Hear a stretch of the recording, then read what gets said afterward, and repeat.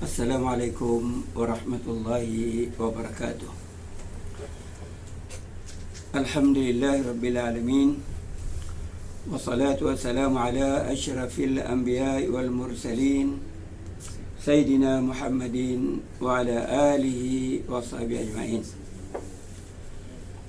Para pelajar Kuliah Duha Masjid Ma'ruf dan para penonton yang dirahmati Allah, kita masih membincangkan tajuk penghayatan solat. Dan Fatihah adalah merupakan rukun dalam salat, tidak atau tidak, kita perlu memahami dan kita perlu dapat menghayati Fatihah yang kita baca. Dalam pelajaran-pelajaran yang lalu, kita telah menjelaskan kalimat Rabb. Alhamdulillahi Rabbil Alamin. Rabb yang diartikan Allah yang mencipta, Allah yang memiliki, dan Allah yang mentadbir ataupun yang mengatur. Minggu lalu kita telah menjelaskan makna yang kedua, sebahagian daripada makna yang kedua, iaitu kita adalah menjadi milik Allah Subhanahu wa taala. Dengan menyedari kita adalah milik Allah Subhanahu wa taala, kita tidak boleh melakukan apa yang kita suka. Apa yang tak kita lakukan adalah disukai oleh Allah, bukan kita buat apa yang kita suka. Berbeza, jauh bezanya. Kita nak buat apa yang kita suka, mungkin yang kita suka itu tak disukai oleh Allah Subhanahu wa taala. Tapi kalau kita lakukan sesuatu yang disukai oleh Allah,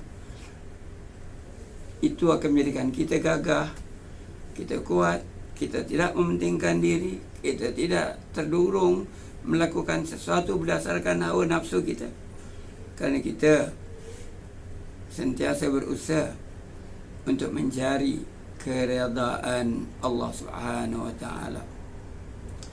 Dia sebagai manusia yang dimiliki oleh Allah, setelah dia mencipta kita, dia memiliki kita. Sebab itulah setiap pagi bila kita bangun tidur, kita disunatkan untuk bersyukur kepada Allah dengan doa bangun tidur. Alhamdulillahillazi ahyana ba'dama amatana wa ilaihin nusyur. Segala puji bagi Allah yang telah menghidupkan kami setelah mematikan kami, dan kepadanya kami akan kembali. Sebenarnya ini bukan satu doa yang biasa-biasa. Kalau kita memahami, ia satu doa yang mengingatkan kita bahawa kita dihidupkan oleh Allah setelah kita mati sepanjang malam. Dan kita juga diingatkan melalui doa ini bahawa kita akan kembali kepada Allah Subhanahu wa taala. Dan kita tak tahu bila akan kembali kepada Allah Subhanahu wa taala. Jadi daripada kita hidup sampai kita akan kembali kepada Allah, dalam masa itu disesuaikan dengan kehendak Allah Subhanahu wa taala, bukan oleh kehendak kita. Ini peringatan. Kadang-kadang ada orang bila diingatkan oleh orang lain, dia merasa tak sedap, seolah-olah dirinya tak pandai, seolah orang itu lebih hebat daripada dia. Tapi setiap pagi kita bangun tidur, kita mengingatkan diri kita, kerana kita adalah milik Allah, kepadanya kita akan kembali. Jadi daripada kita hidup sampai nak kembali itu, apakah yang nak diisikan oleh kita? Satu lagi yang Allah Subhanahu wa taala peringatkan kita dalam surah Al-Baqarah ayat 156 kan. Bila kita ditimpa oleh musibah, hendaklah kita mengucapkan inna lillahi wa inna ilaihi raji'un.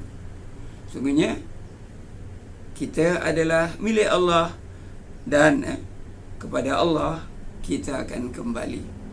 Cuma dalam masyarakat kita sebut inna lillahi wa inna ilaihi raji'un kalau ada kematian je kan. Kita adalah milik Allah dan kepada kita akan kembali. Tapi kalau katalah kita dengar satu berita orang tu jatuh daripada bas, lepas tu kita sebut inna lillahi wa inna ilaihi raji'un, ia salah satu perkara yang janggal. Dia belum mati lagi lah, kenapa kau cakap macam tu? Sebenarnya inna lillahi wa inna ilaihi raji'un ini bila kita ditimpa musibah ataupun bila kita mendengar orang lain ditimpa musibah, bukan semestinya kematian.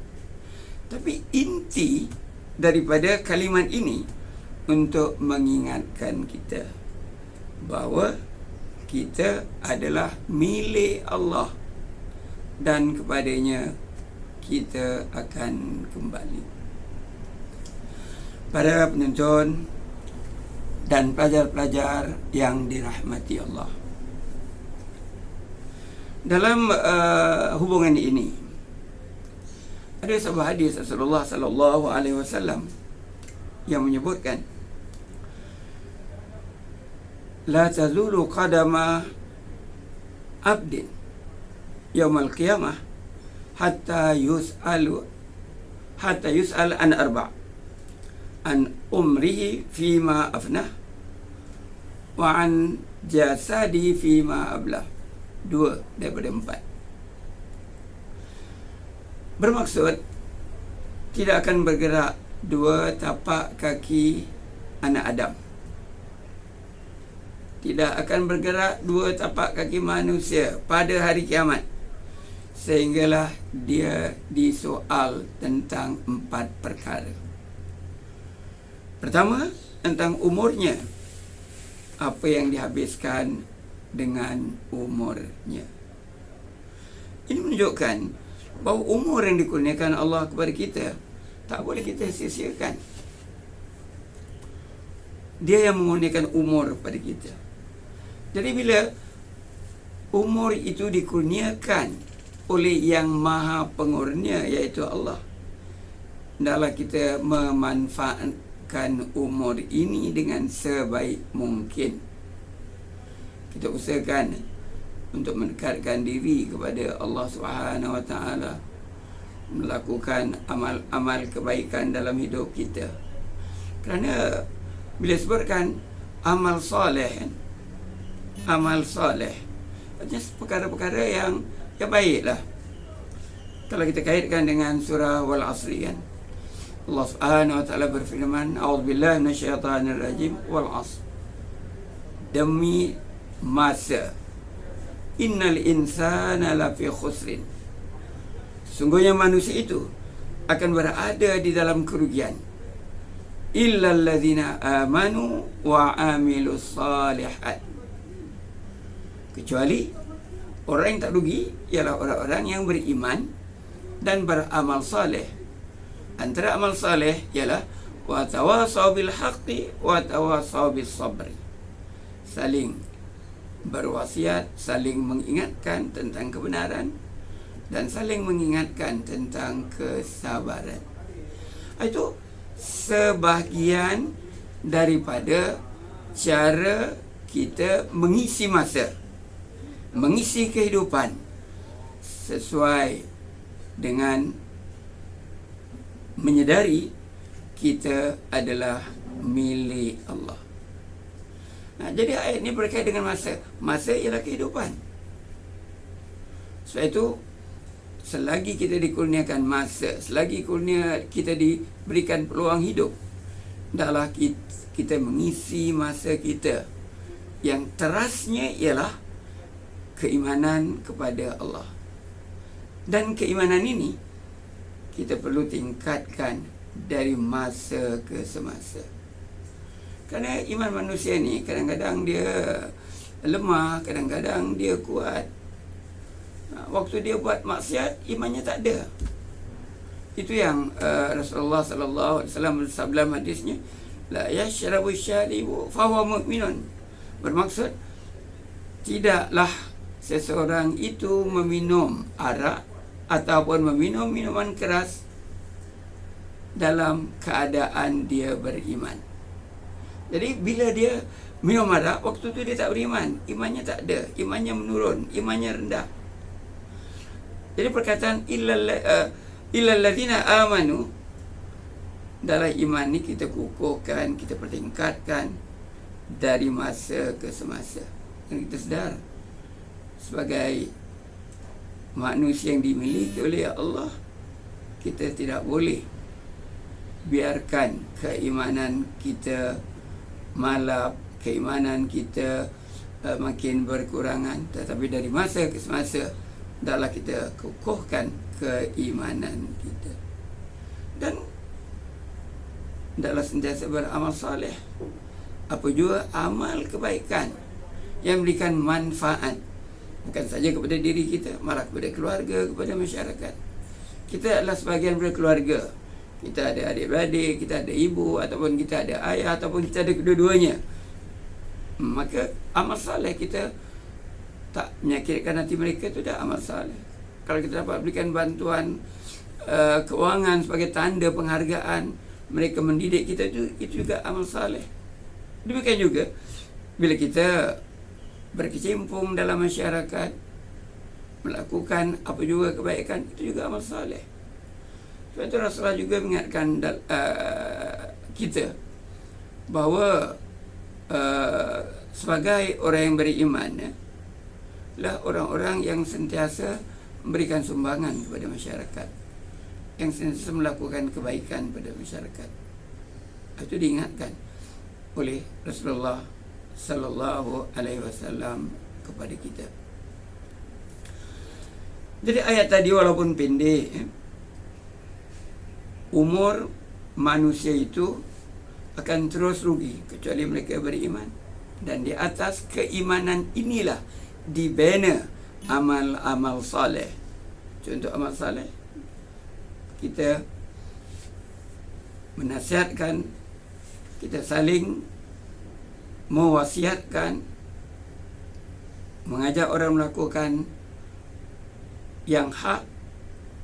Dan kalau seorang itu dalam perjuangannya supaya bersabar, anak-anak perlu bersabar dalam perjuangan menuntut ilmu, orang yang bekerja bersabar dalam melaksanakan tugas dan amanahnya, suami dan isteri dalam kehidupan berkeluarga pun mestilah sabar untuk mengekalkan rumah tangga, melaksanakan tanggungjawab.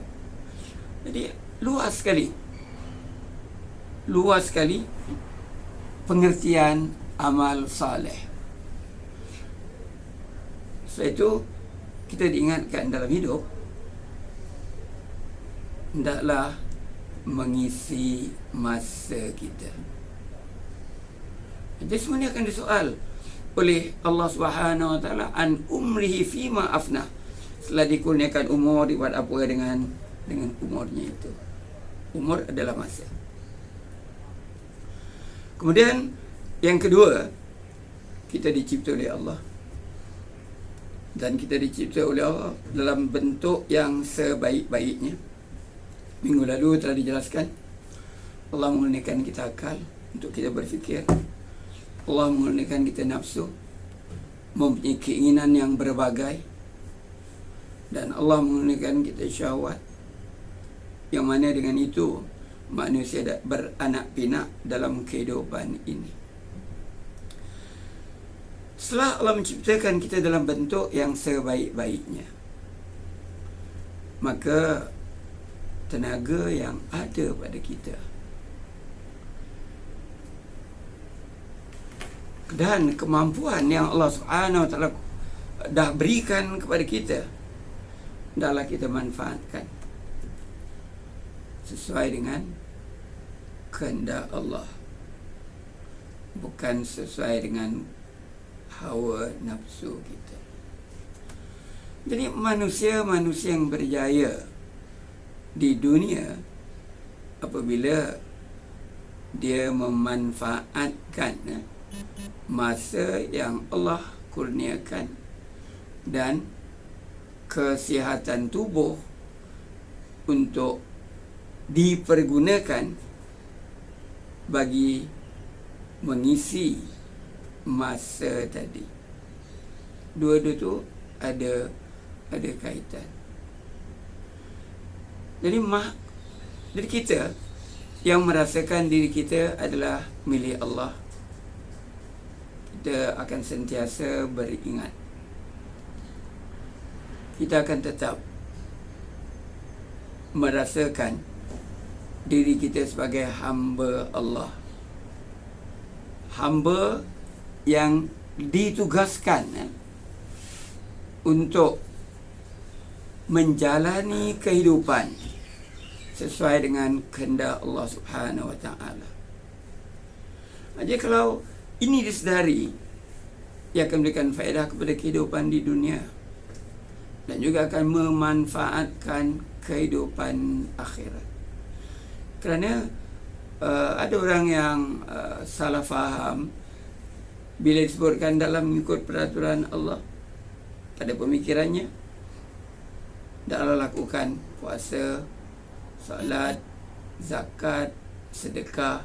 Itu satu pemahaman yang tidak berasaskan kepada ilmu, ataupun berasaskan kepada ilmunya yang terbatas. Kerana dalam hidup kita, semua yang kita lakukan boleh dikaitkan dengan amal saleh. Tak ada perbuatan kita ini kita kata ini bukan amal saleh. Contoh, bila kita bekerja, apa juga jenis pekerjaan kita, kita milih pekerjaan yang halal untuk nafkah diri kita, untuk keluarga kita, itu adalah amal saleh. Kerana mencari nafkah adalah wajib. Kenapa wajib? Kerana memberikan nafkah adalah wajib. Adalah seorang itu sebagai seorang suami, wajib baginya untuk beri nafkah kepada isteri, wajib baginya untuk berikan nafkah kepada anak-anaknya. Jadi bila memberikan nafkah itu wajib, maka dia bekerja itu wajib. Dan bila dia bekerja itu wajib, tentulah dicari pekerjaan yang halal. Jadi pekerjaan yang halal tu juga amal saleh. Apa juga kerja dia? Katalah dia sebagai penghantar makanan, itu juga satu amal saleh.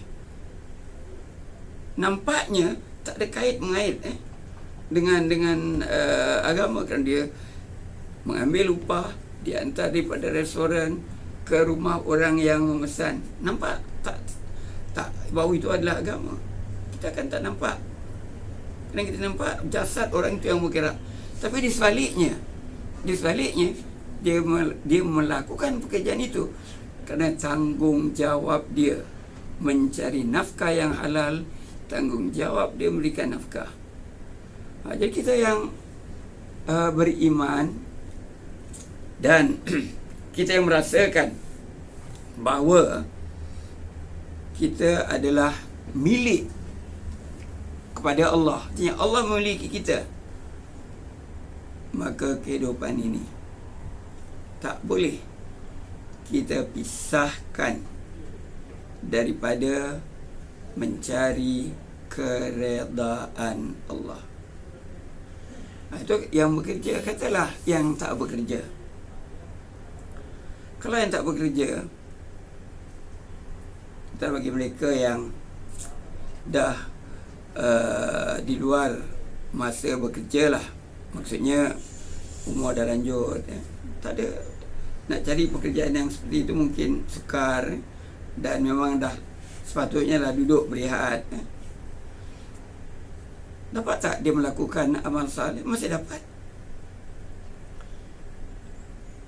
Kalau dia tolong penjaga cucu, itu amal saleh. Sama ada dia yang didik cucu tu kerana ibu bapanya bekerja, ataupun dia mengajar membaca mukadam ke Quran kepada cucu dia, itu juga amal saleh. Artinya mencari keredaan Allah Subhanahu wa taala itu luas. So bila kita kaitkan firman Allah Subhanahu wa taala dalam pelajaran-pelajaran yang lalu, A'udzubillahi minasyaitonir rajim. Wa ma khalaqtul jinna wal insa illa liya'budun. Dan tidak aku ciptakan jin dan tidak aku ciptakan manusia melainkan untuk mengabdikan diri kepadamu. Jadi mudah-mudahan dalam waktu yang pindik ini untuk mengingatkan kita semula bahawa kita adalah milik Allah. Dan bila menjadi milik Allah, kita tidak boleh buat apa yang kita suka, tetapi hendaklah kita buat apa yang disukai oleh Allah. Kan inilah yang akan menjamin keselamatan kita di dunia. Inilah yang akan menjamin kebahagiaan hidup berkeluarga. Dan ini juga adalah satu jaminan mendapatkan kesejahteraan hidup di akhirat. Sebagaimana yang sering kita doakan, Rabbana atina fid dunya hasanah wa fil akhirati hasanah wa qina adzabannar. Ya Allah, kurniakanlah aku kesejahteraan hidup di dunia dan kesejahteraan hidup di akhirat, dan lindungilah kami daripada api neraka. Mudah-mudahan dapat sama-sama kita manfaatkan. Wassalamualaikum warahmatullahi wabarakatuh.